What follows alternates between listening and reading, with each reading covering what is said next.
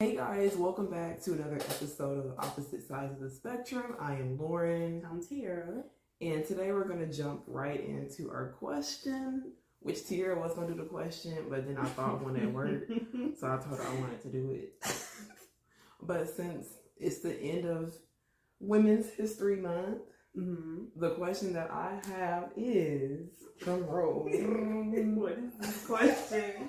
I really don't know what the question is, like, at all. It's a question I think you'll like. Okay. What has being a Black queer woman taught you at your current age and journey? Oh, that's a good question. That's a really good question. I feel like it's taught me true freedom. The freedom to, like, just be myself, and the freedom to not really care what other people think. Because people are always going to think something, even if you live in the cookie cutter life, as I like to call it. People are still going to say something about it. So, and I know people kind of take those, like being a Black woman, being queer, being this, being that, they take that as like a negative, but I really take it as like a positive, and it is what really makes me, what makes me unique, honestly. So it's really taught me freedom and uniqueness. That's the short answer. Because that's you love asking these loaded questions. I thought that was just, a little question. A little simple question? No, that is not a little simple question. But the simple answer for that, for me, would be freedom and uniqueness. That's what it's taught me. Okay. What's your answer? Since you've had time to think. Okay, but when I think about the question, I don't necessarily think about the answer that I'm about to give. You just think about asking the question? That's my favorite thing to do. You love to ask. You literally love to ask questions. Because I want to hear another woman's opinion. Nice.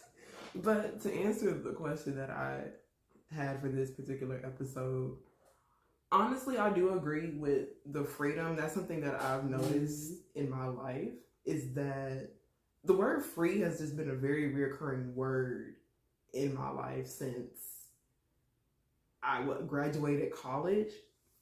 And it's just crazy to think that how I was I think I was 21, 22 when I graduated, until being 27 now, a lot of growth that has come from being a Black queer woman. I've always been like a tomboy, but just coming more into myself has taught me that it's okay to do that, and that there's not one way to be a woman. And I think that's been like a battle of mine, of trying to figure out, I've always been a tomboy, and then not transitioning, but knowing that, okay, I am a masculine presenting woman. So it's just, that's been really hard to navigate when it comes to women's space and just societal spaces, because to some people I'm not woman enough.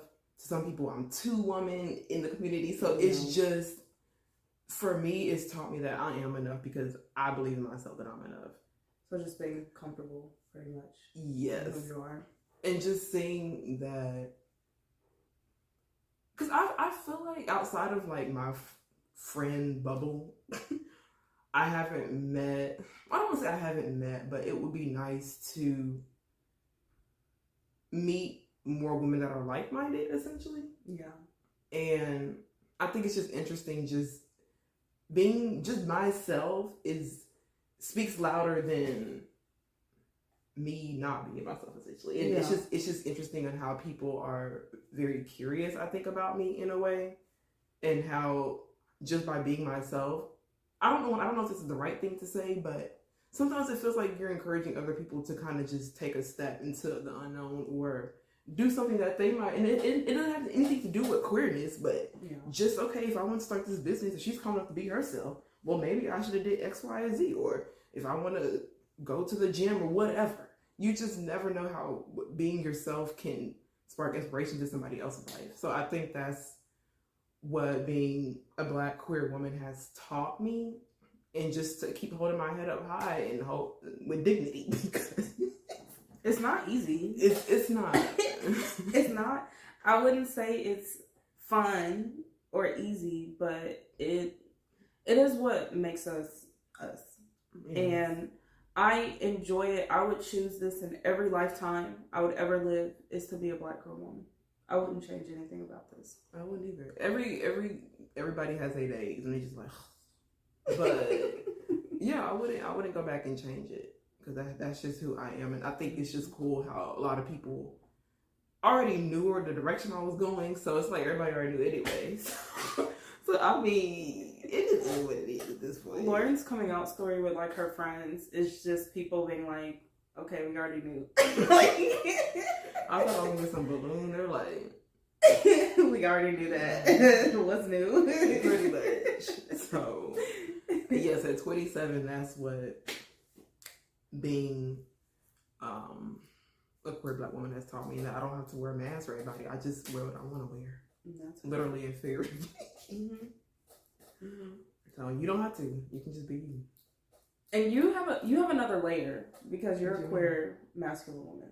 Oh yeah. So there's that added layer on that, and like I like that you stand firm in what and who you are, because that's kind of what I'm working on right now in this season of my life, is like being firm, standing very firm in who I am. That's hard. It is hard, but it's something I'm working on, and I like that you stand firm in who you are. I think that's really cool. Because it just gets to a point where you just get tired of it. And it's just like, this is just who I am, and just becoming, we talked about this the other day, of just being more solidified in who you are. And of course, you're going to always be changing and evolving, but as of right now, this is the concrete decisions. And I'm laughing, your sister asked yesterday. Her sister asked if I was a hoochie daddy. I'm like, no, I'm not a hoochie daddy. And she was asking like how I classified. And basically, I'm not a stud. I'm not a STEM. I mean, I am a STEM. I'm not a film. That's what I meant to say. Yeah. So it's just you like how I feel. Yeah. And I know I've just been in my very masculine centered energy as in a while, but and maybe we'll talk about this when we get to the queer segments. But yeah, I just like to switch it up. Yeah. So that's just me. And if you don't like me, good. There's 7 billion people in the world. Bye. Toodles. I'm screaming. Okay. So for our food, me and Lauren have this theory. We think certain restaurants are paying food bloggers to give good reviews. Let us know in the comments if you agree with us, because there's some people who look at, and Tiara is more of a foodie than I am. All the stuff that I've learned last few years have been from her and my other friends. But there's just some stuff you in your right mind, you know, that don't look good. Like even when they show the food, because when they show the food, I feel like the way food looks is going to give you a good idea of how it tastes. We all eat with our eyes first. Yeah. So if the food is looking dry, it's looking greasy, it's just not going to be looking good. And people are like, oh, this is so good. Look at this. This is good. And I'm just like, did you in the restaurant make a little deal with each other? They have to, because they know in their right mind. When that camera comes out, we're spin that food up. And I'm not going to shame anybody out there, but Tiara and I, as y'all know, are going to DC for Pride. Oh yes, and we're gonna. I know we've said this, but we really are going to vlog on this trip. Yes, we're gonna vlog. We're gonna make time to vlog. Yes. But we were looking at restaurants to try in DC, and that's what made us get on this topic, because there was just some stuff I was sending her, and I wasn't even going to send it to her. I'm like, this don't look good, but let me just get a second opinion to make sure that it's just not me being picky. Yeah. And when I sent her, she's like, yeah, this looks nasty. Yeah, the food just wasn't. I can always tell if food is actually good by how it looks. And when I look at food reviews personally, I always kind of look at the other person's content, see what they're reviewing, so I can kind of get an idea of what they like to eat, because I know everybody's taste and taste buds are different. So I do look at their other content. So like, I'm not really a fan of people that review a lot of fast food, because I don't eat a lot of fast food. So y'all's taste buds are special if y'all love y'all some fast food. Don't be acting like you don't eat no fast food either. Okay, the only fast food places I eat the nasty ones is it's not okay. Panda Express if I'm craving it. Once a year, I have a McDonald's craving. I've actually been going to McDonald's a lot because of these ice cream cones. The only thing I get is ice cream cones. I don't know what they not been getting the French fries. I got the fries yesterday. The fries are good. I get fries and ice cream cones at all. That's the only thing I get from McDonald's. I don't get nothing else. Taco Bell is cool. Disgusting. It's Taco cool. Bell is if I don't have no money, like back in my college days, I get that $5 dinner box with that little drink. That's the only time that Taco Bell is acceptable. I like their like black bean stuff and their Dorito tacos. Cause people be saying their meat is not real meat. And I agree with them. Mm-hmm. It low-key be feeling like fake meat. And I can say that because I grew up vegetarian. I grew up eating like a lot of meat replacements. And Taco Bell meat, it's not real meat. It's not my favorite topic, y'all. The places that sell fake meat. That's a lot. Burger King probably in that category. Oh, them nuggets. Those nuggets have to be fake. For them to be selling like 10 of them for $1, those are not real. That's worse meat. I'm pretty sure it is. It cannot be chicken. We know chicken is high. When you go get chicken wings, you paying $30 for 12, but you go to Burger King and get 12 nuggets for $1. That don't make sense. Something's not adding up. Those cannot be real chicken nuggets. I refuse to believe those are real chicken nuggets. They're not. And my sister loves Burger King chicken nuggets. And I'm just like, why? Why do you like these nuggets? Look, sometimes you just like something to just like it. I've told people this. Okay, there's another place I eat. I only eat there. It's fast food. I only eat there because I work there. I'm not going to tell y'all where I work because I'm not trying to get fired. But I only eat there because I work there. But I was talking to some of my coworkers and I'm like, I feel like some of y'all like certain foods because it's nostalgic to you. I don't think McDonald's is actually good, but I know a lot of people have grown up on McDonald's and that's why they like it. I think some people like fast food because it's nostalgic to them and they've grown up on it versus them actually eating and tasting the food for what it is and making their own decision if it's good or not. Well, a lot of us don't have time to sit and think if a food is good. We trying to pay these bills. We not gonna sit here like Tierra and like. I think they should have added a cup of pepper. A cup of pepper is crazy. I'm just giving this statement. I didn't say that was accurate now. But what I'm trying to say is, I think because I had this conversation with my mom too, and she was going to this seafood place that did we go together? What's it called? Oh, it was in downtown. Okay, no, we didn't go. It was actually me, my mom, and my other sister. And I like lobster rolls. So we went to a place in Dallas and I got it. And when she went back up there, she tried it and she said it was too fresh for her. Too fresh is a wild comment. So she said that she honestly was just more okay with the, I guess she said the fake process because it was just, it was too, and I get that when it comes to cheese because the real authentic cheese, I do not like it. It stinks and it's just. But you eat plastic cheese. Look, that's what I'm saying though. I think sometimes it's not even that we grew up on it, it's just that we just naturally like it because we haven't experienced the real. And once you experience the fake, that real tastes very different and your palates are not used to that. Yeah. So it honestly depends too how you grew up and what was fed to you. Because I wasn't sitting there thinking, I just ate because I needed to survive. That's why I ate. And I know, like, I try to give people grace over their taste buds. I try to deliver them for their bad taste buds. And I've done a great job with Lauren because it was them not taste buds when we first met as friends. I'm glad we done heightened those. It was not that bad. I ain't finna put your mom on blast, so we not finna talk about how bad it was. But I know that I grew up vegetarian, and I also grew up with my mom making most of our food. Yeah. And I know a lot of people didn't grow up like that. So, and I'm also a chef. I love to cook. So that, on top of me having basically freshly prepared meals every day, I know that's very different than how a lot of people grew up with just having sandwiches and out to eat food.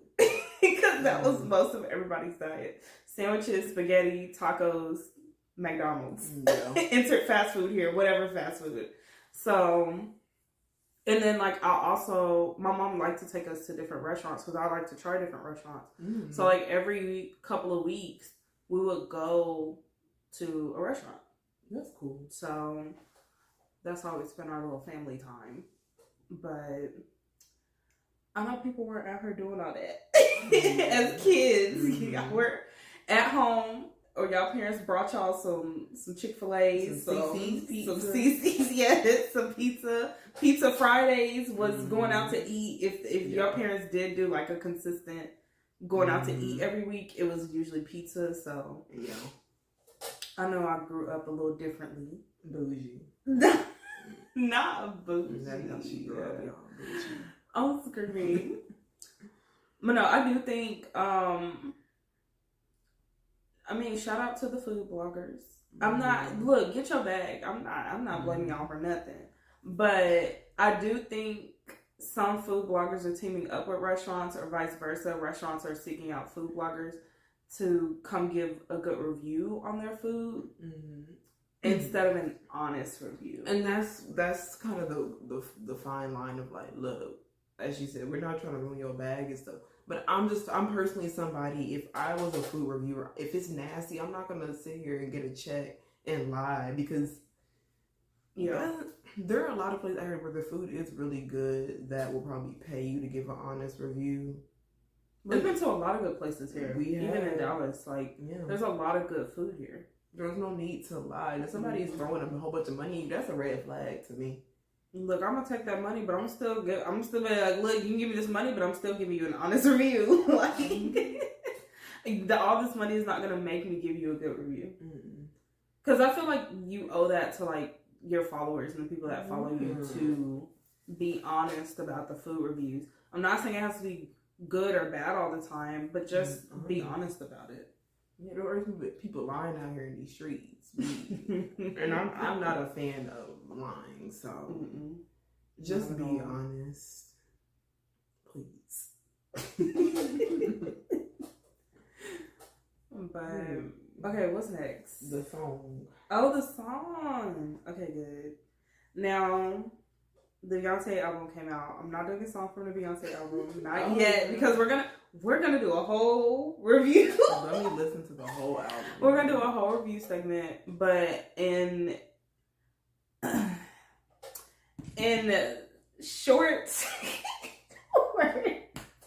I still want to talk about this album because I think I'm not a person that likes to talk about music after not sitting with it for a while. Yeah. But this album to me was so freaking good.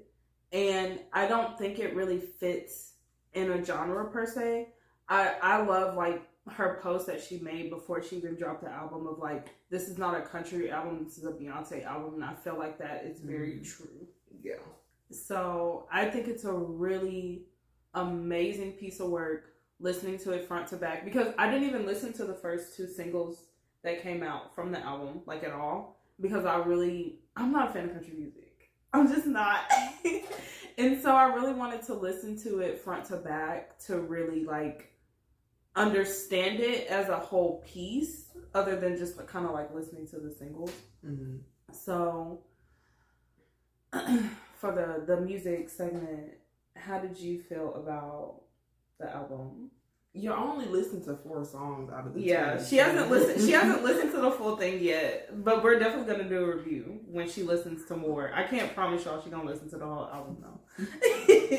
I'm gonna be out here, don't sting me, y'all. Beyonce is a very talented woman, but I'm not like Beyonce fan. Yeah, I'm very neutral. That's fair. It's just I'm in the middle. Like I think she has. I really like the Renaissance album. I think that was my favorite album from Beyonce. But from the songs I have listened to, I told Tira this yesterday, but I feel like it was very country influenced, but Beyonce style. Yeah, I feel like that was the way that I depicted the album. But I love the fact that she did this album not only for her fans but for herself, because she did write a post about how she was in spaces where she was not accepted, and so she wanted to kind of just test and push the boundaries. And I'm a woman who loves to push the boundaries, so Lauren's working on a song and she's mixing two interesting genres. We gonna see. So I'm all for pushing boundaries and showing people that, look, it's not so much about what you think versus how I feel when it comes to the artistic viewpoint of the song. So I really appreciate that about Beyonce, and this album has also opened up the whole. It's given other Black country artists the recognition that they should have received a long time ago. So I do appreciate that about Beyonce, and I think the collabs, the people she worked with on this song were not people you expected. So definitely I think it was also pushing a boundary with different people in different genres collabing and making something really good. Yeah. So that's my view on her album. Yeah. But I'm gonna listen to the other 20-something songs. It is a long. I love long albums.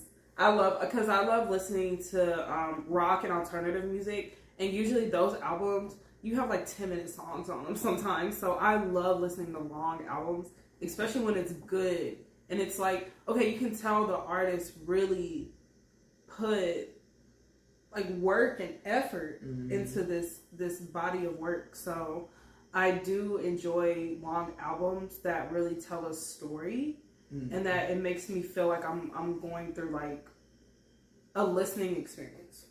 I really enjoyed that a lot. And the interludes were really good. I love interludes on albums. I know some people skip them, they don't care for them, but I love interludes on albums. For me, it depends what the interlude is. If you're just talking, I'll be honest, I'm going to skip that. I think the only interludes I really kind of didn't skip was on hotels, because I understand the point of that. But those were good interludes. If it's like a little like song, because I hate when the interlude, the song be so good. I'm like, can you make that into a whole song? The scissor interludes. The scissor interludes are so good. And I'm like, girl, can we please have a song? Production is expensive, y'all. It's very expensive. So I'm sure like those beat stuff, it probably came from a really good producer. They probably charge a lot. So, but yeah, it just, for me, it depends on what the interlude is. You being an artist, I think it's hilarious you don't care for interludes. It depends what it is. Are you going to have interludes on your albums? I'll make sure I skip them. I'm not like an interlude type person, so I don't know. Everybody, when Lauren come out with her album, skip all her interludes. If I do interludes, it's probably just going to be like a transition, like a song, like a little transition to the next song. It's probably not going to be me talking. Gotcha. There's a lot of things about me that you would think I like that I don't. But that's something. That's it. Different. We're just talking about this yesterday. Ooh, we were just talking about this yesterday. We were, y'all. That's gonna have to be a Patreon episode of the conversation we were talking about yesterday. But yes, things you would think Lauren would really be into and like, she's not at all. And I think that's hilarious. I think it's absolutely hilarious. But we're definitely going to do a full out Beyonce album review. We're going to go song by song and really like talk about it and get into it. So that is an album I'm really excited about reviewing. Cause I feel like on our other podcast, we already did the Renaissance review. Mm-hmm. Okay. So definitely find us. We'll find the episode and we'll post it under, if you want to see the Renaissance review we did on our previous podcast. But this is an album that I didn't really think I would like. Yeah. And I really do love this album. I was surprised. I woke up with this album on my mind. Like, I'm like, I gotta listen to it. That was the first thing I wanted to do when I woke up this morning, is listen to it. I think I was surprised about your reaction. I didn't know you were gonna like it this much. Me neither. I'm also surprised about my reaction too. Me neither. I did not think I would like it this much either. But it's not a country album. It's not. So And I'm sorry, I'm ready to get into it now, but we're not going to get into it. But I will say it's an amazing album, an amazing piece of work. It reminds me of a Panic at the Disco album called, what is this album called?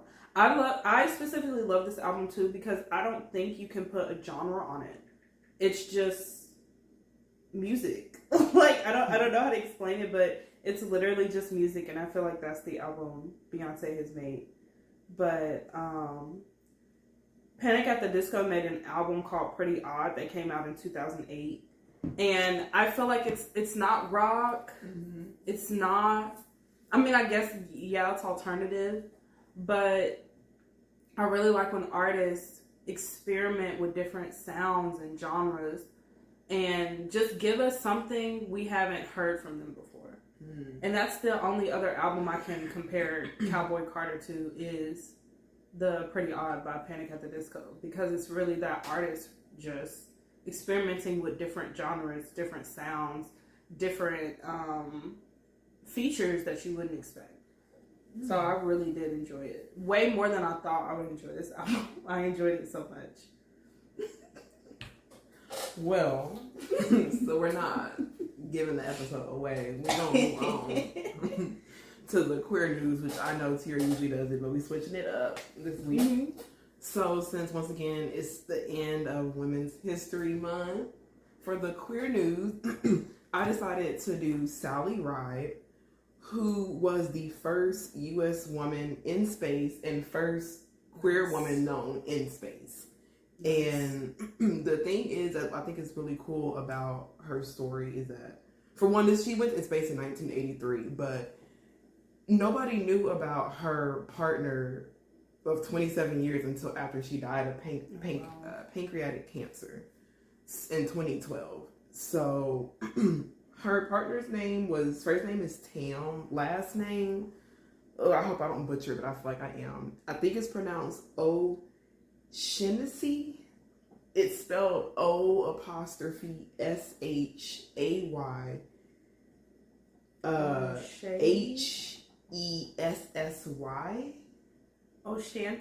O'Shanty? Oh, maybe one of those was right. I apologize for butchering your name, but I just thought that was really interesting, and I hope we do get to a point where we're not keeping it a secret because we feel like we have to protect ourselves, but we're just doing it as a choice. Yeah. So, but I just thought that was really, really cool. And that is cool. Look, whether you're in space or on Earth, queerness is everywhere. Mm-hmm. Like, I think once people become more comfortable in who they are and we have more data, the numbers are going to be high, very high. Yeah. That is the queer news I have for today. That's cool though. Yes. That's nice. So, and then jumping into the dating advice. The dating advice that I have for this particular episode is simply to make sure you're still allowing yourself, yourself to grow and also hold on to your individuality when you're in a relationship. That's a great one. That's a great one. I feel like it's so easy to lose yourself because either you become very infatuated with your partner or because you just feel like you're just here to be in a relationship, but you don't really know who you are by yourself. Mm-hmm. So make sure you're still finding hobbies that you like personally. You don't have to like everything your partner likes. Still have some sense of independence, I feel like, when it comes to yourself if you're in a relationship. So, yeah. Mm-hmm. I feel very strongly on that of not losing your individuality when you're in a relationship, when you have kids, when you get married. And I feel like those things people really lose themselves in. Mm-hmm. And you really have to make sure you still make that time for yourself.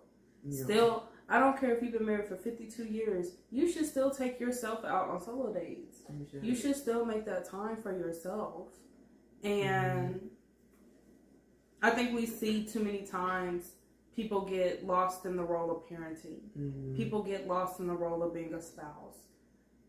Some people, they even get lost in their jobs. Like, even, but not even, if we want to even veer from, like, relationship, like, there's a lot of people that just kind of, like, their identity is their job. So, I'm just really big on individuality because everyone is special in their own way. And I know that sounds so cliche, but it's true. It's literally true. And I don't think that you should have to sacrifice that to be in a relationship, essentially. Same. And if somebody is not happy because you're evolving, you're growing, then you might That's not the person for you. That's not the person for you. Check out of that relationship. Because we're always going to be evolving. And sometimes we do outgrow people. That's part of life. Literally. Yeah. But I don't think you should hold yourself back because somebody is mad that you're growing into the person you want to be. I saw this post the other day. It was a reel, and it was this lady talking about, I wish I saved it, but I did not. But she was just talking about people are so kind of obsessed of, like, finding the right person, but maybe that's just the right person for that season of your life. You can have a 20-year marriage and y'all get divorced, and you can still look back at that, because I feel like when people say, oh, we got divorced, they see it as a failure, but maybe that person was just for that season of your life. I know that's a long season, but yeah, we as people grow, and there's 7 million people. And I know sometimes when you grieve relationships, and you grieve all that time you spent with that person. But I believe things happen for a reason. And sometimes life has to come in to do what we wouldn't do for ourselves. I feel like. So. Yeah. It'd be annoying, but... It is annoying, but there's been multiple things that I've experienced. Like, same. If it didn't happen, I was still going to be in that situation. Exactly. So, but I encourage people to keep your individuality, even through relationships, even through kids, even through your career. Keep what makes you you. And some people are just here for certain seasons.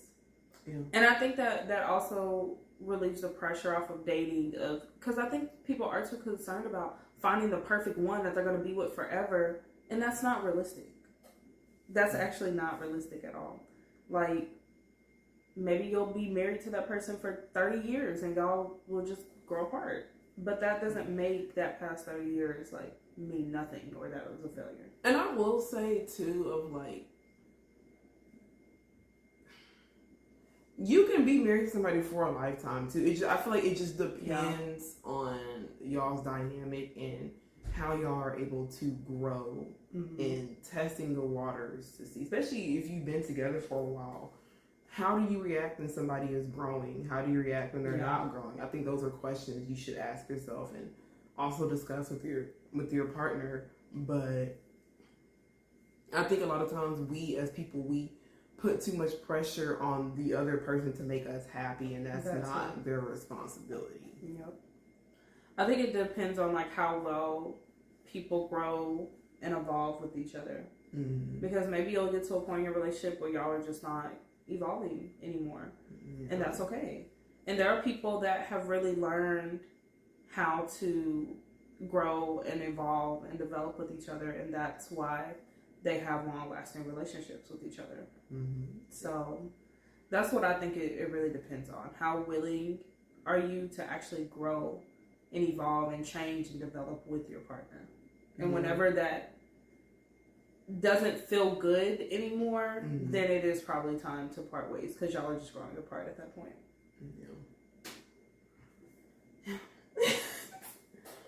But jumping into the topic, y'all, this is going to be our final episode on communication. This is part 3. This is part 3, yes. The final. Oh, yeah, I have a little question within the episode, so yeah, let's go. Oh, you have a question? But we're going to start with, relationship contracts. Yeah. Your favorite. Look, so Tierra and I have like talked for about a year now over a contract relationship. I still have not finished my contract. I've started it, but I haven't started mine at all. But I think it's a very interesting concept, and I think I'm not saying it's something new, but I think it's just becoming more open. Okay, do you want to explain what a relationship contract is? So how I define a relationship contract is two people, or however many people that are in that relationship, basically are kind of writing out, and this is how my contract will look, because it's going to be different for everybody. Mm-hmm. But just for me personally, my contract would tell you how I want to be loved, how I deal with conflicts, what I like, my love language, my non-negotiables, what my pet peeves. Not sure pet peeves. My pet peeves are gonna be in there because it's important. And what I will tolerate and not tolerate from this relationship. Mm. But I also, the point of the relationship is just so you have a better understanding in writing, because people communicate in different ways, and sometimes you might understand it better when it's in writing versus me just saying it. Yeah. And I feel like when you write things out, you have time to kind of think about how clear you want to explain something, because, and also, we'll talk about that later, but I think when you write something, it gives you the space to kind of just be clear and concise with what you're talking about. Gotcha. And something just to kind of check back in periodically if things are changing, and to update that contract if something does change. Yeah. So for me, that's kind of what the point of a relationship contract is. It's just showing you things that I like and things that I need in a relationship. It's not to control you or to make you feel like you have to abide. Yeah. But it's just more so just giving you a better understanding of who I am and how I want to be loved and choose to be loved. So I agree. I think for me though, I wouldn't look at it, because I know this is a very new concept, and as someone that wants to learn how to communicate better, especially in my romantic relationships, because I've not been a good communicator in those in the past. But as someone that wants to really learn how to communicate better, I see relationship contract as like not really this is what you have to do or I'm gonna leave type thing. It's more of a better understanding of where I stand on certain things that come to our relationship. And a lot of people, I know people might think it's weird, but you verbally agree on a lot of these things. Why not just write it out? So that's why I like them. I saw this video yesterday. I was watching a gay dating show. This is my first time watching it, and it was men for this particular show, and it was this guy that came on there, and he was saying how he actually has done the contracts, and a lot of people in the comments said it was a red flag. And the host was like, well, since we're always evolving, wouldn't that be annoying that you have to change it every 6 months, or you have to do X, Y, and Z? Like, I think a lot of people are not a fan of it because they're thinking of it from like a very controlling standpoint. Yeah, it's not, I don't see it as controlling. I see it as accountability. And I was just about to say that a lot of people don't want to be held accountable, because and this is for jobs too. When it's and always, if you're requesting, and I've talked to a friend of mine about this too, but if you are requesting something different and they're guaranteeing you, they guarantee that to you, have it in writing. Everything. Have it in writing. And I think when it's in writing, it's hard to lie, to say, oh, you didn't say that. Exactly. You didn't do this. Are you gonna have people sign the contract? Like a signature? Yes. Okay. Yes. Because I feel like, and I don't want people to think that, oh, you're having these contracts to use it against me. That's not the point of this contract. Like, oh, well, in paragraph 18, it said this, and this. We're not trying to be a lawyer here, but a lot of people don't read in general. They don't read people verbally, emotionally, physically. People don't read.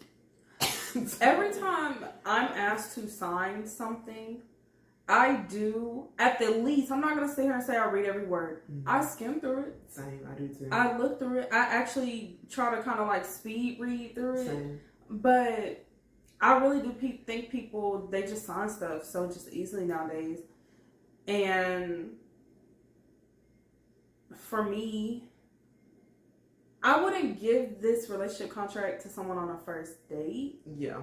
But if we were going to be in a serious, like, committed relationship, I feel like I would bring up the conversation of having the contract first. Mm-hmm. Because I know that that's going to freak people out. Because this is, like, a new concept and a new thing.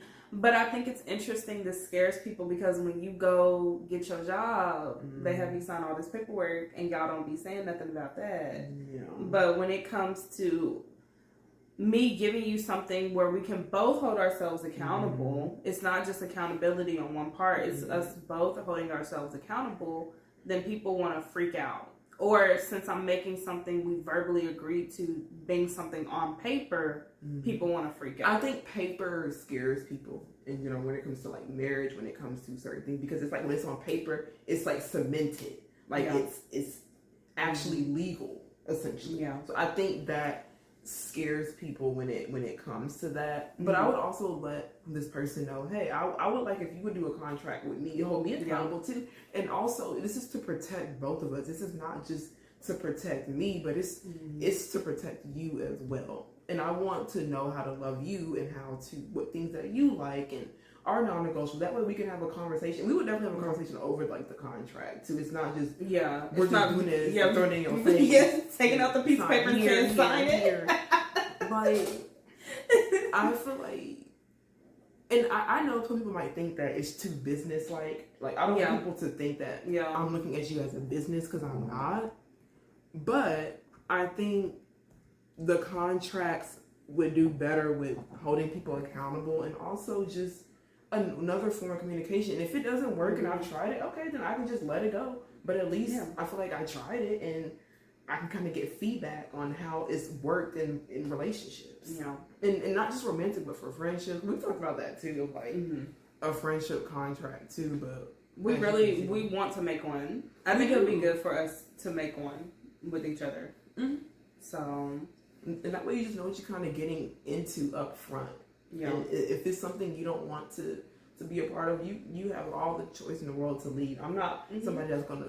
I don't want to ever make somebody feel trapped. And maybe that like the contracts in people's mind is kind of the same thing as commitment. Like, oh, if I sign this, I'm committing to you, and if I sign this, there's no way out of this. I'm not gonna hold you against your will. I don't want somebody that doesn't want to be with me.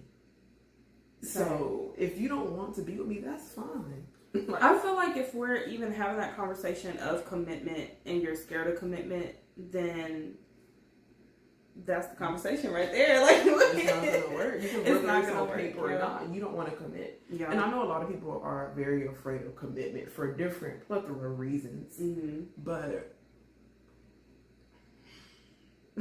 I don't know. I just feel like for me, the contracts just helps me explain myself, because that's something I've struggled with in just general with a lot of things in my life. Sometimes I'm not the clearest when it comes to explaining things. And that's something I really, really want to get better with. Saying, okay, I need this, but okay, how does that look like for me? And how am I going to explain this to where it makes sense? Yeah. So I think for me, and I like to write too, so I'm not going to have an issue. I feel like if somebody said, here's a contract and what, I would be excited actually. You're coming into the gate knowing what you want. Yes. So, because that shows me you know what you want. You know how you want to be loved. You know how you want to be treated. You stand on what you're saying by saying, if this is broken, then these are the consequences. Like, that's not a turnoff for me. That's not someone being controlling to me. That's someone knowing what they want and what they desire, and they're making sure that they get it. They're putting their self first by making sure they get what they're asking for. And I think contracts will also help people ask questions and better questions, because it's like a layout right there, so you can kind of just there's like formulate a layout questions instead of having to think off the dome. Okay, what should I ask? What should I not? So I think that's also a way to help people figure out what they want to really get to know about a person. And the non-negotiables in the contract. That's a good one. Because, child, there's just some things for me that it's just, so that's how I feel about the contracts. Yeah. And like, again, like, this is not in a controlling way. This is not if you don't give me kids by the time we're 40, I'm leaving. Like, it's nothing crazy like that. It's just really standing on your boundaries and being like, these are my love languages. These are the things I like. These are the things I don't like. If you cheat, that's an automatic termination of the relationship. Oh, yeah. For me, cheating is a no-no. If you lie, that's an automatic termination of the relationship. Like, just, like, really stating to that person. Because I also feel like when these things happen in relationship, when infidelity and lying and stuff happens, people, they try to, like, gaslight each other. Yeah. But it's like, you can't gaslight me if I got your signature here and I said on this page, if you cheat, I'm leaving. You can't gaslight me then. So, and I'll send you a copy of what you signed so you can have that on deck. I'm just laughing because it's like, I sent you a copy. I don't want nobody to say, oh, you didn't do this, I didn't do. You gonna get notarized? That reminded me of my job, y'all, because when you're in the insurance realm and your whole job is based around people signing things that they claim they didn't know what they signed, it's just like, you didn't read what you signed, or if you did read and you didn't ask the right questions, or you had a bad comprehension of the agent. Yeah. That ask questions. If you're hesitant about something, ask questions. You can reschedule to sign something. Yeah. You can say, hey, can I take the paperwork and just think about it? You don't have to rush into signing something. I feel like that's something, especially like the fact that we live in America, everything is literally so fast paced, even to the point of signing contracts. I want people to understand, when you sign a contract, that is you saying, I've read and I've understood and I comprehended everything in this contract. And then when you want to turn around when things don't work in your favor, it's like, well, you signed this. And that's what I would tell people. I'm like, if you want me to, I can send you an email. It's on page 32 of where it says this and what you signed. Like, well, my agent and tell me. I'm like, well, ma'am, you gotta have a conversation with your agent. Yeah. I'm not, and being the middleman, I hate it.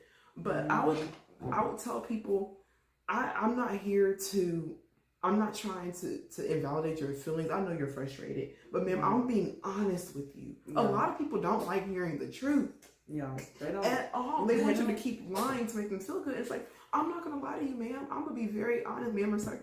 I'm gonna be honest with you. Yeah. This is what you signed. This is what it says. So I can definitely transfer you back to your agent if y'all want to have a conversation. Or you can have a meeting, but this is what you signed. Yeah. Speaking to a manager is not going to help what you already signed. Yeah. And as someone that's worked in insurance and had like family members that's worked in insurance, you have to understand that agent, they are just trying to make a sale. They're getting their commission. They're not going to tell you the truth all the time. They're going to give you the little sugar-coated, the little white lies, the half-truth. But at the end of the day, their goal is to sell you that policy. And there's not something, what's it called, a full policy? I forgot what it's called. When people say I have full coverage. Yeah, that's not that don't exist, y'all. That don't exist. Full coverage does not exist. And I need people to stop. Because when I worked in insurance, people were like, well, I have full coverage. And we can't tell people that. They're already irritated. Yeah. We can't tell people full coverage doesn't exist. But I just want y'all to know full coverage don't exist. You can call your insurance right now and say, do I have full coverage? They're going to say, no, but you do have this, this, and this. You can do add-ons. You can have coverage and do add-ons, but there's no thing as a full coverage. Yeah. And different states have, of course, different jurisdictional, so please check me. I know it's not an insurance video, but just got a little experience in it, that's all. Yeah, that's all. But it just ties into, once again, communication and how people are just so reluctant. Even when you make a Facebook page or social media or all these cookies, it'll tell you you're signing away your information. Yeah. And a lot of things are like, okay. And then you get mad, like, how much information get found? Well, you signed into this that said it was going to do that. You clicked the checkbox, you did the CAPTCHA, You did the little game where you found the fire hoses. Like, you agreed. You agreed to this. Mm-hmm. And I think people are just so used to signing and clicking and saying okay to stuff that they're not really, a lot of people don't really think about whether what you're getting yourself into relationship wise, job wise. As soon as they hear the money or the sex is good or whatever, they just sign away. And it's like, you need to really think about what you're getting yourself into. Think about it. Now, even with these stupid phones, you have to sign something to buy it. Yeah, you do. You have to sign some paperwork to buy these phones. You do. So, yeah, I just think that people are just more reluctant with the contracts because, once again, it's not a form of control. It's not something to use against you or saying, well, you said it. That's not, if somebody is, now, if you've experienced the contract and somebody did that, they're not using it in the right way, I feel like. Yeah. Because there are people that could be using contracts to control you and stuff. That could happen. I'm not going to say you're a lot.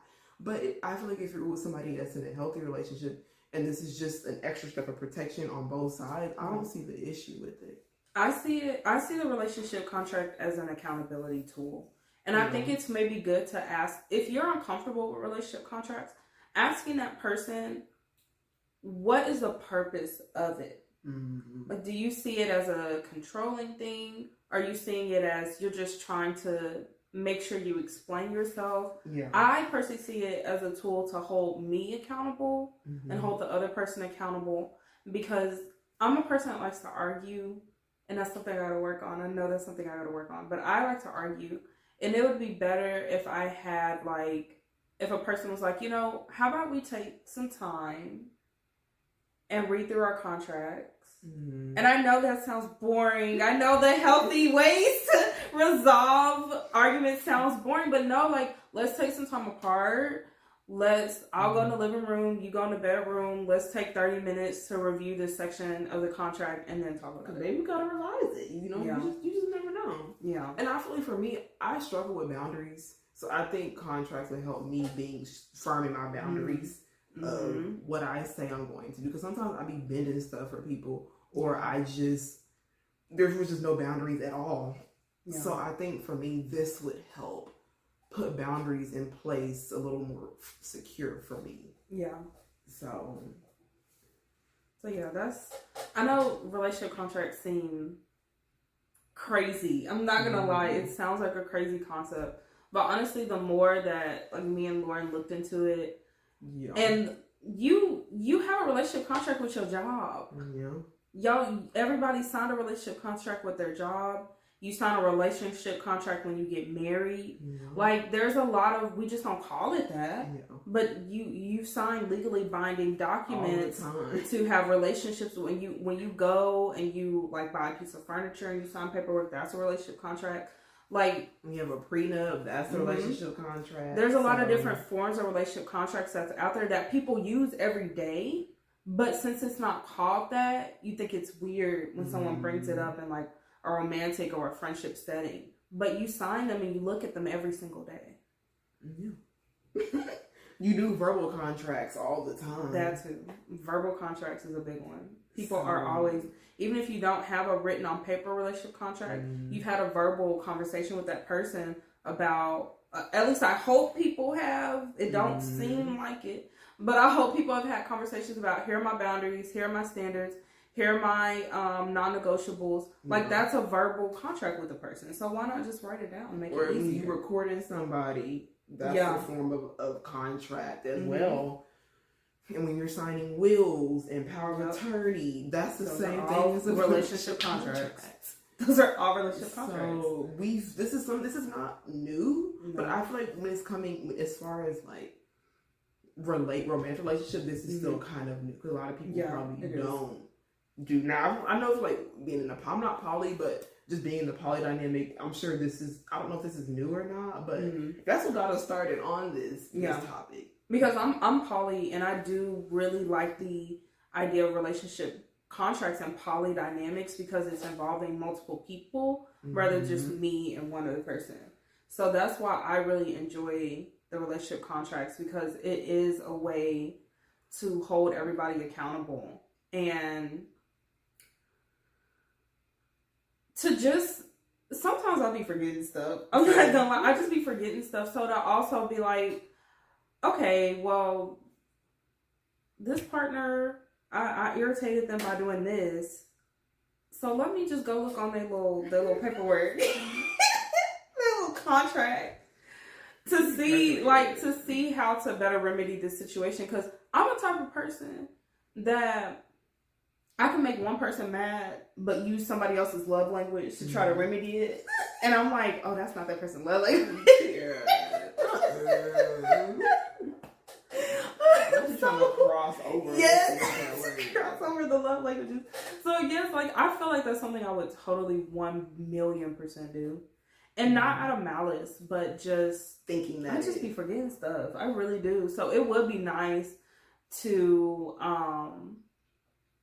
be like, okay, I did this. I took accountability for doing this, but what is a way I can like make it up to my partner? Apologize effectively. Yeah. A lot of people don't know how to apologize. Apologize, and also how can I make this up to them and let them know that, you know, I'm going to do my best to not do this behavior intentionally again. Yes.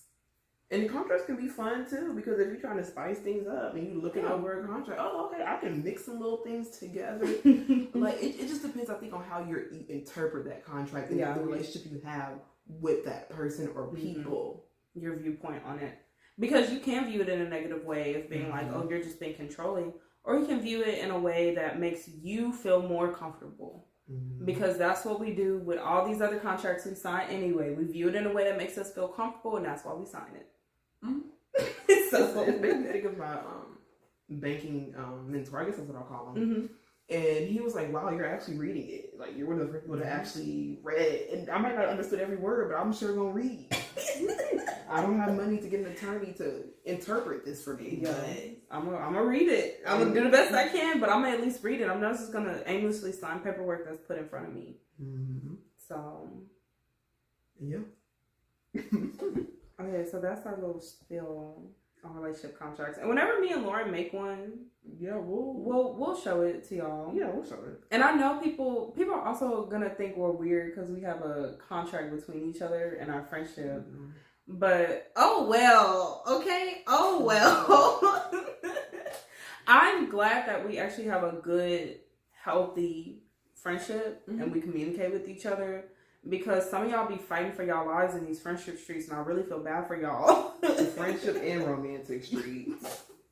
Fighting for your life in both of them, that sounds like hell. And that sounds terrible. And people that are doing it because they're genuinely trying to be a better person, I feel for you. But people that are doing it because they don't want to grow and heal and change and be held accountable and evolve, you just going to keep fighting through them streets till you want to do that. Pretty much. But... I'm sorry, my face is itching. Scary.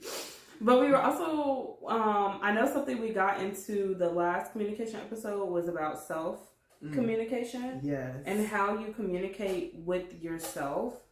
Because in order to even have a relationship with another person, no matter how the dynamic is, friendship, job, romantic, you have to have a relationship with yourself, and you have to be able to communicate how a person treats you and how a person loves you, and communicate your boundaries and communicate your non-negotiables. Yeah. And I don't think a lot of people even have that relationship with themselves to even know who they are enough to even communicate that.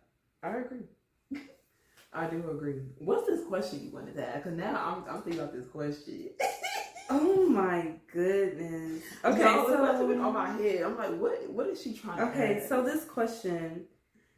So, you know, me and you are really good at reading people's energies and emotions.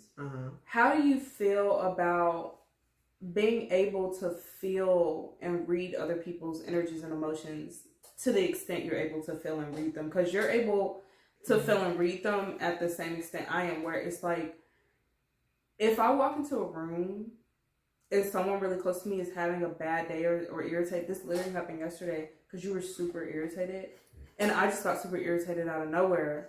And I'm just like, this is not my energy. This is Lauren's, because she's like, she didn't tell me this yesterday. She's super irritated right now. So like, I feel it to that extent where it's like, if I'm in your space however you're feeling, I will literally start to feel that way. It's that strong and it's that deep. My bad. So sorry. I was going through some feelings yesterday in my apartment and doing silly stuff. And I was hungry. So, yeah, I was mad. So, my bad. I apologize. But I feel like it's a 50-50, like, meaning sometimes I'm grateful to feel that. Yeah. Some days it's draining. Sometimes, if I'm being honest. It can become very draining. And sometimes it's just uncomfortable.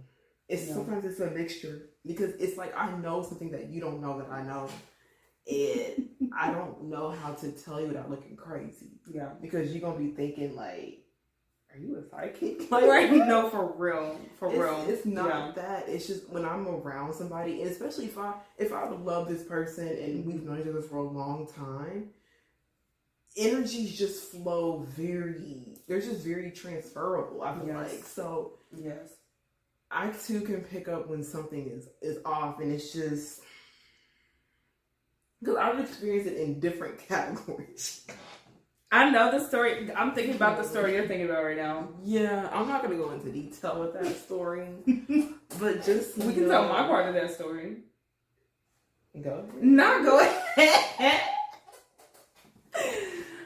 Oh my, okay, so this was this encounter is what really made me very serious about being celibate. But this was the last sexual encounter I had with someone before I went completely celibate. But I was like, I know I wasn't supposed to be messing with this person. My friends told me to leave this person alone. I was being hard-headed. And I was like, you know what? I'm going to do what I want to do, and I'm just not going to tell anybody. Like, because me and my other friend, Devin, we have, like, this thing we do every year. We're in December, on New Year's Eve. We'll be like, okay, what'd you do this year that you didn't tell me? So, I was like, okay, this is going to be saved for my December confessions. And I'm going to just do me. And that experience wasn't the best because I shouldn't have been messing with this person anyway. Mm-hmm. So the next day I called Lauren and she literally said, and it scared me so much because I'm like, how does she know? She literally said, somebody's been having sex. And I'm just like, how does she know? Is there cameras in here? Like, did I accidentally call her or something? Like, how does she know? And I'm sitting there and she's I don't even know what you said after that, to be honest with you. But I'm sitting there trying to figure out how did she know? And I just felt so good. Lauren has a way, and I don't think you do this purposely. I feel like it's just your energy and your aura. You have a way of making people feel guilty. And I'm not trying to.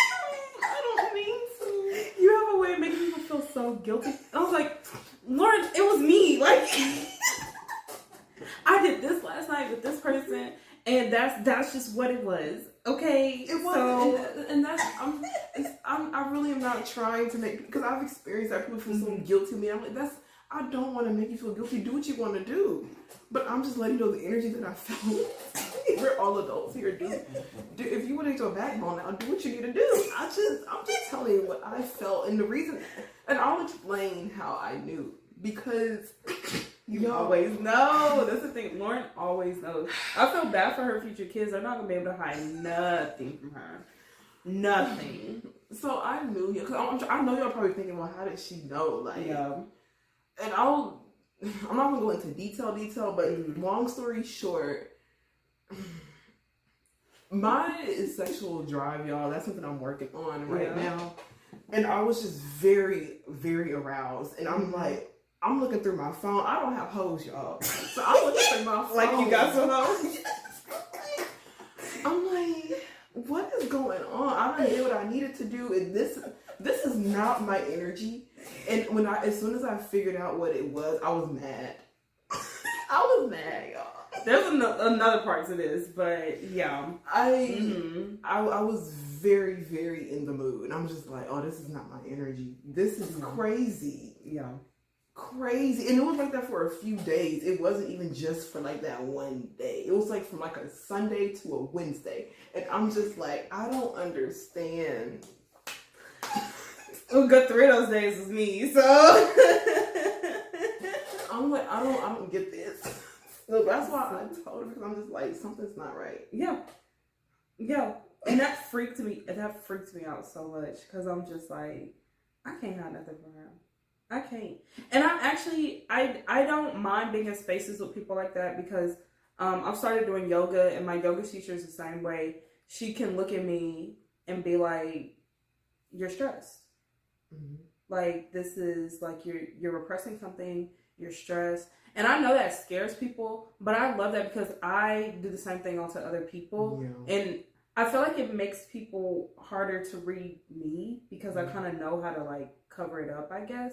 But when you're in a space with another person that's good at reading people, you can't hide nothing from them. And I like ripping off the mask, y'all. I told Tiara this yesterday. This is going to be a whole nother episode, y'all. I know I said that 5 times.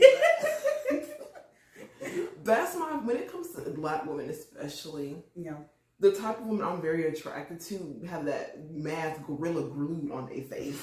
5 layers of glue. Not 5 layers. And I like to tear that mask off. That's a turn on for me. I'm working on that, y'all. But I don't think it's wrong for you to like that with a person that's comfortable with letting their mask down. But you like people that are not yet comfortable with even taking a mask off, and you like to rip it off of them. I'm ready. That makes them uncomfortable. I can forget the clothes. I don't care about the clothes. Wear the mask. Like, because I like you for you, not for the facade that you give off of other people, but I want to communicate with the person that I like. Yeah. And I think that energy that I'm liking is I feel like people think that they're doing a good job of having it covered deep down, but that's the first thing that I like. Yeah. I already knew it all. I know what I'm getting myself into. Yeah. I already know. So maybe we need to start over and reintroduce ourselves. But don't be playing with me. I'm just gonna be, if I have a smirk on my face and I already know. Just yeah. Lauren knows a lot of things that people don't even know. People think they hide it and they really not. But you just pick up on it so well. You really, really do. Even like, there'll be times where I'll be irritated and Lauren will be like, what's wrong? And I'll just be like, nothing. And then she'll be like, nah, something's wrong. Because your tone, like, you just, your tone really gives it away as well. Okay, yeah, it does. So like, now I've worked on not telling people nothing's wrong with me, but that I'm just not ready to talk about it. Yeah, and that's okay. Yeah, but at least I know, okay, she is mad about something. She's just not in a place. Or if somebody, if I'm meeting with somebody and we're somebody that really loves to just talk, and they're just very silent. What is it that you got to tell me that you have not told me? That's also when I know that the energy is just so off. Or like Tiara was saying, there's been some times where I've just been so angry and so mad too, but it wasn't my energy. And like, let me text this person. I'll text them, they tell me that they're mad. And I'm just like, that's what it was. That's why I've been mad. So I think it just depends on how. I know this is a long answer to your question. On this question, y'all. This question turned into a whole other conversation, but I think it's also a good way to check in with people, because you hear a lot of times how a lot of people, the strong people, really are struggling. And I know a lot of people like, I wish I would have known. So I think that energy is also a good way of just checking on my friends, like, what's going on? Yeah. And in case something, and I'm not saying this to be a scary thing, but I just don't want something to happen to where it's like, I should have just texted him. I should have called, especially if I felt that strong energy, like something is not right. So it's kind of like a signal as well, but okay, let me see what's going on. And not to prior be nosy, but just like, to just make sure they're okay. Yeah. So I feel like that also goes into like really being like locked in and in tune with your intuition too, of why you feel that. So that's really cool. Yeah. Because look, I've been really working with myself and working on my intuition better, and I know that part of my intuition not being as strong is me trying to get energy out of me that's not mine. Interesting. So I've really been working on like really getting back in touch with my intuition again and like listening to myself, even if it feel like it don't make sense. Like I was making a pie and I knew I didn't need. I went to the store to get pie crust, and I got 2, but something was telling me just get 4. And I was like, you know what? I'm not gonna fight with myself. I'm just gonna get 4. And if I don't use it, maybe this was for something else. Like I don't know. So just like doing better with just listening to myself, so me and my intuition can be on the same page again. Same. And that's something about me that I've noticed too, of like my intuition is strong, but it's very subtle at the same time, because it's little things that I really don't think about, like, oh, I should have maybe just cleaned the stove. Y'all, something kept telling me, but it was very subtle. It wasn't like, I think when people think like intuition, they think it's going to scream at you. It doesn't, your body's not going to always communicate to you in that way. Now, sometimes it might be like, okay, but sometimes it's just a whisper, it's just a thought that crossed your mind. Like, oh, maybe I should do this, and then you probably don't do it. And that's when the fire happened, y'all. So, like, Lauren didn't clean her stove for months, probably since you moved in here. Yeah.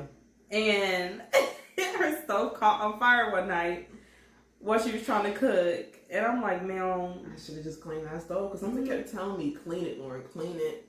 And I didn't feel like it, so guess what I did the next day? I cleaned that stuff. It took me about a whole 3-4 hours to clean that stove, but I cleaned it. Catching on fire is crazy. I know. Crazy. I know. So listen to your intuition. That's another form of communication. With yourself, yeah. Yes. Your intuition is literally yourself communicating with you. And I think it sucks because, especially as women, we're really taught to not trust and listen to ourselves. But look, you gotta ask yourself, why are people so intentional about making sure we don't listen to ourselves? Because they don't want you to know. They don't want to be held accountable. So, and that's the thing about people, because I don't want to just like specifically do this for like women or even like people that like to identify and live in their femininity. I feel like everyone has intuition. And now, do I feel like women's intuition is stronger? Yes. That's my personal opinion. But I feel like everyone has intuition and everyone has a way of listening to themselves. And I feel like people are so adamant on breaking that down of you not listening to yourself. So it's really easier for you to go with what someone else says if you're not, if you're not listening to what you're saying personally. So, and there's like ways to strengthen your intuition too, which I think are pretty cool. I really think just personally, me giving myself my love languages and me being on the celibacy journey I am is a way I'm using to strengthen my intuition and to really strengthen not only listening to myself but trusting myself. I feel like a lot of people don't trust themselves enough to even listen to their intuition. They so second guessing. Yeah. Be firm and confident in your response and how you feel and your intuition. Even if you don't want to be right, you probably feeling it for a reason. Exactly. And that's the thing, like a lot of people know, especially in romantic relationships, you know that man is cheating. You know that person is not doing what they're supposed to be doing in y'all's relationship. And you're not looking for evidence to catch them. You're looking for evidence to concrete in your mind that what's happening is actually happening, but you already know it's happening. So that's a whole nother thing. I don't personally, I know this has turned into, it's still communication. It's still communication. But I am not a fan of looking through your partner's phone. Me either. I'm not. Because the times in the past I've done that, I wasn't doing that because I was trying to find evidence. I already knew and felt it in my soul. You just wanted that confirmation. What was happening. And I felt like if I found it, it would make it real. But I already knew what I was looking for. And I already knew what I was going to find. So I feel like if it's to that point where you're like, you're looking through their phone for confirmation or validation, you already know what it is. You really should just leave. You shouldn't pick up that phone. You should just leave.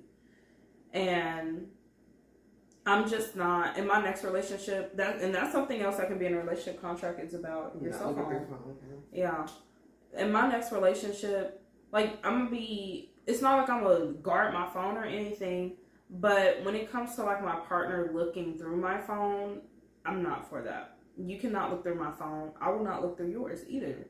But I feel like if you feel the need to look through my phone, we can have a conversation. You don't have to look through my phone. What is it that you're expecting to find that we can just talk about? And I think that too, like a lot of people, they might have conversations and people are they're just automatic liars. A lot of people lie. Yeah, that's a whole different thing. And I'm not talking from the perspective of that person being manipulative or a narcissist, because that's a whole different reason of why that person is lying. Because there's just something mentally wrong with them to where they feel the need to lie instead of telling the truth. Yeah. But a lot of times, once again, we know if we've outgrown a relationship's not serving us anymore. And instead of trying to force things, let it go and find something that's more organic, because it makes me think of an Eric Bellinger song. I think it's called Organic, but yeah, I think that we know when it's time, but we just keep extending it and extending it, and we do. It just gets worse.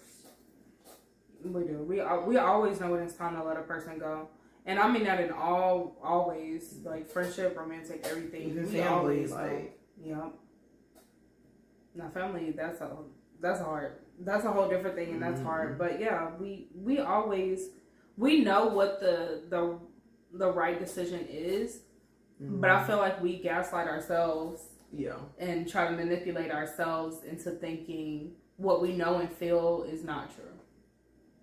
Yeah, and I do feel like when you do that, it is hard for you to trust yourself because you're gaslighting and manipulating yourself. And I've done that myself too, of like playing second games of myself, and it's just like, you gotta stop that, Lauren. You really gotta stop that. It's not healthy. I think if more people were adamant about building trust with themselves, actually having a relationship with yourself, like take yourself out, like love yourself in your own love languages, and I feel like that mind-body connection is going to be stronger, and you're going to trust yourself more if you actually spend time getting to know who you are and taking care of your body. Exercise. Yeah. Please exercise. Please go outside, breathe in fresh air. Like, just spend that time with just yourself. And really have that connection with yourself, with your mind, with your body, with your soul.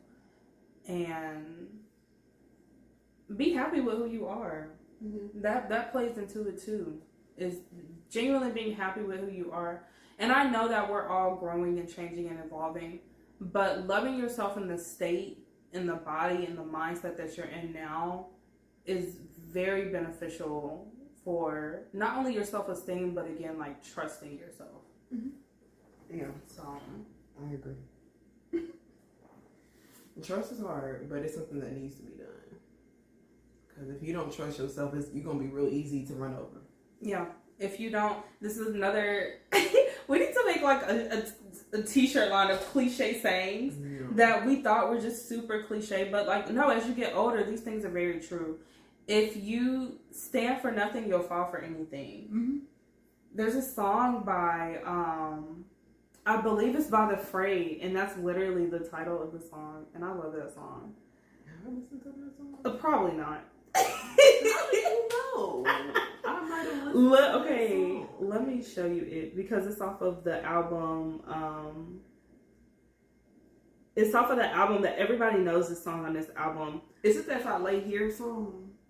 If I Lay Here, if I just... No, it's not that song. I know what song you're talking about, though. No, it's not that song. Let me... I don't even know if it's about him, y'all. Okay, why is it not taking me to the album? Okay, yeah. It's by The Phrase called How to Save a Life. Oh, yeah, I like that song. Okay, yeah. That's... But it's not... That's not the song I'm talking about. Okay, it's actually not on this album. Maybe that's the next song I'll review. They have a lot of albums. Yeah, they do. They do. Is it just titled differently? Let's see. Maybe it's not by the Free. Let's see. Because I do have this song. Not Future. Yeah, we definitely were not be reviewing Future Solo lately. Just to let y'all know. Okay, y'all. I'm gonna. Oh, it's from there's this band called The Script, and it's called Fall for Anything, and that's literally one of the lyrics. If you stand for nothing, you'll fall for anything. Yeah. And it's by The Script. See, the Fray and The Script are the same people in my head. I'm sorry for this. I'm a fan of the Fray. I'm a fan of The Script, but they the same thing in my head. I've never heard of that band. So. But yes, that's such a good song. Have you heard the song "Break Even"? Maybe. When a heart breaks, it doesn't break even. I think I have heard that. Yeah, that's The Script. They sing that song. I know. I could be part of the band committee. They're technically pop. Oh, man. Never mind, y'all. Never mind. But no, like, and this even ties to like what we were talking about at the beginning of the episode about individuality. Like, I want to date someone and be with someone that is their own individual person. Mm-hmm. I don't want to be with someone that heard something on a podcast or read something here and that's why they have the views they have. No, like, stand on what you want to stand on, because I'm gonna stand on what I stand on. And if you're just flip-flopping and you're doing things to appease me, that's not attractive to me. But I think a lot of people don't know why they're affirming what I believe. I think they should because they grew up on that and that's their answer. Mm-hmm. Or you just have very general responses, very vague. But a lot of people really don't know why they stand firm and why they stand. It's just something that I've grown accustomed to, and it's tradition. Yeah.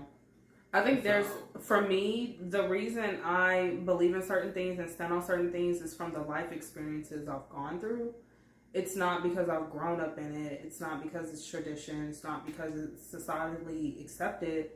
It's me shaping and forming my life off of my personal experiences. Mm-hmm. And I would love to be with another person that kind of sees and believes the same thing of like, life is complicated and it's hard. It's not easy. Everybody doesn't go through the same things that another person goes through. And so whatever you stand on, I can respect that. But if you're just standing on it because you were raised in it and you don't have like a personal connection to it yourself, then to me, you still have some soul searching to do. Yeah. So,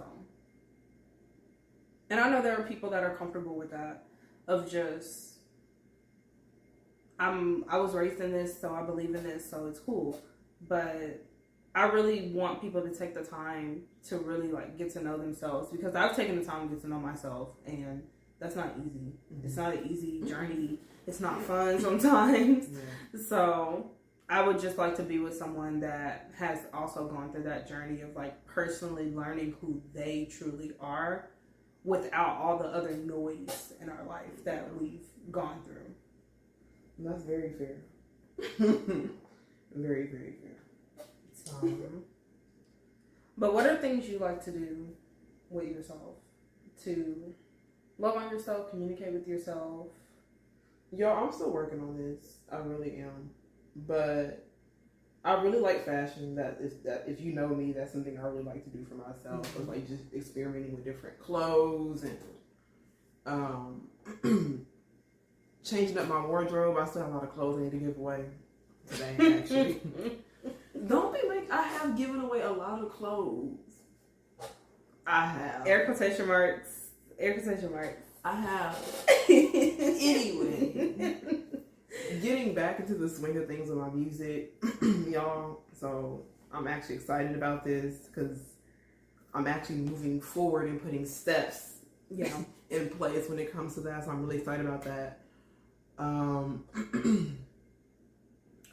I'm also trying to figure out new things too that I might like to do for just me. That's still once again a journey because there's certain things that I've done in the past that I feel like, and I'll just give an example of like taking showers in the mornings on the weekends. That used to be something that I really did, but I feel like it's just kind of turned into a routine, and that's something I'm trying to figure out how to keep something that is supposed to be for self-care and not just making it into another routine. I think that's something I'm trying to navigate. But that, what else is something that I do? I'm getting back into reading. I fell off, but I bought some more books. Okay, I've read some books this year, like audio books, but actually like physically sitting down and reading. I'm trying to get back into that. I feel like that's the same thing though. Audio and reading. It is, but I'm just saying like it's focused. Like my mind just goes 100 miles per hour. So I'm trying to slow my mind down because I think a lot faster than I talk. And I think that's why I trip over my words sometimes because my mind just and my mouth cannot keep up. Yeah. So and also just putting my health at the forefront. Oh yeah, that's a big one.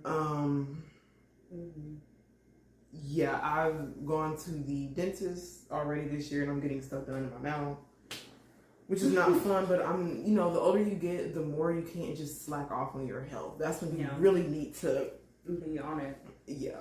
And just, as y'all know, I'm wearing contacts and I wear glasses. So I went to the eye doctor, found out some things that I'm trying to work on with my vision and my eyes. So, that's something I've also put. I've paid for a lot of stuff this year already. I probably spent, y'all, just on my teeth and my eyes, I probably spent over $400 or $500. Yeah. Just this year alone. So, that's something I'm also doing better when it comes to self-care, making sure I'm healthy enough to do the things that I want to do. So, nice. What about you? I love going to the movies, but all the movies have sucked. So I think that's also like forced me to find different dates to go on for myself because I've also been fasting. So like dinner dates are out the way, movies suck. And, I'm actually going to be off on Fridays and Saturdays now. So those are better days to take myself out, which is nice. So I really fell off of like doing my solo dates because I used to do like a solo date every month and I really fell off of doing that. So I definitely want to like get back on there and implement my solo dates again. And I love taking care of myself. I love getting up in the morning. I love taking a shower. I love doing my face care. I feel like that really does help me like connected with myself of like just taking care of my body, making sure I smell good, and making sure I'm doing like my face care. Like my mom came and visited me a couple of days ago, and she was like, "Oh, your face looks good because you're young," and I'm like, "No, it looks good because I do my face care every day. Like that's why my face looks good." So, and I love taking showers. Girl, you do. I accidentally took a 20-minute shower once because I was getting ready to go to a meeting at work, and I got in the shower at like 6:40, and I didn't get out until 6:58, and I didn't even realize I was even in the shower for that long. So like I feel like that's my, especially because like right now I'm living with family, especially with that, like getting alone time, that's like the only time I have for a long time is like in the shower. Yeah. So I really enjoy my showers. I've been more adamant about working out. So I've been going to yoga once a week. I take my dogs out on a walk more. Because I feel like when I live in like a house environment, I just put them in the backyard and they're fine. Yeah. But like I've been making sure I take my dogs out on a walk like in the morning. Which they do seem to like. Yeah, they enjoy, of course they enjoy that, barking at stuff, running around, being silly. And they like seeing the kids because I live across the street from like an elementary school. So they'll see the kids. So cute. I don't see her rolling her eyes. But I think that is cute when the dogs like the kiddos. But yeah, like I'll say like my self-care, re-implementing my solo dates since I have like a better like schedule now. And then like taking a chance on myself this year. This year I'm taking a chance on myself. Mm-hmm. I'm starting my business. I should have started 25 years ago. One. Exactly. Exactly. But no, I'm starting my business. I should have started years and years and years ago. So if you live in the Dallas area, the Cedar Hills Farmer Market is doing their farmers market in June. They'll be on my Instagram. Tiara the looking on her face. Tiara the caterer. The with 2 E's like Megan Thee Stallion. So yeah, definitely follow me. If you're in the area, come by and see me. Maybe see us. I'll see if I'll hire Lauren. Look. I'm taking job applications for these farmers markets, okay? But yeah, like really just trusting and taking a chance on myself, self-care, and exercise. Exercise is a big one. Because I do struggle with depression, but when I go out and exercise, it does help with that. And I like exercising outside specifically because it just makes me feel like, you know, I live in my head too much, and it just makes me feel like, you know, there's this big world out here, and not that my problems aren't valid, but I don't have to sit here and like just dwindle on things that really haven't even happened and don't matter. So that's really been helpful for me. Why are you clapping? Why are you clapping? She be acting weird when I'm clapping, y'all. Because Lauren gives like mom when she claps. Like I feel like I'm her 5-year-old child that just did something at a ballet recital. And she's just like clapping for me. So she really be. It'd be hilarious. I think that's good. I didn't clap for you like that. Okay. I didn't ask you to though. I didn't ask you to clap. You didn't have to clap for me. I feel like Lauren gives me a parent clap. That's how I feel like it is. It gives a parent. We're not doing this. I don't think there's a different way you should clap. I'm just telling you how it feels when you clap.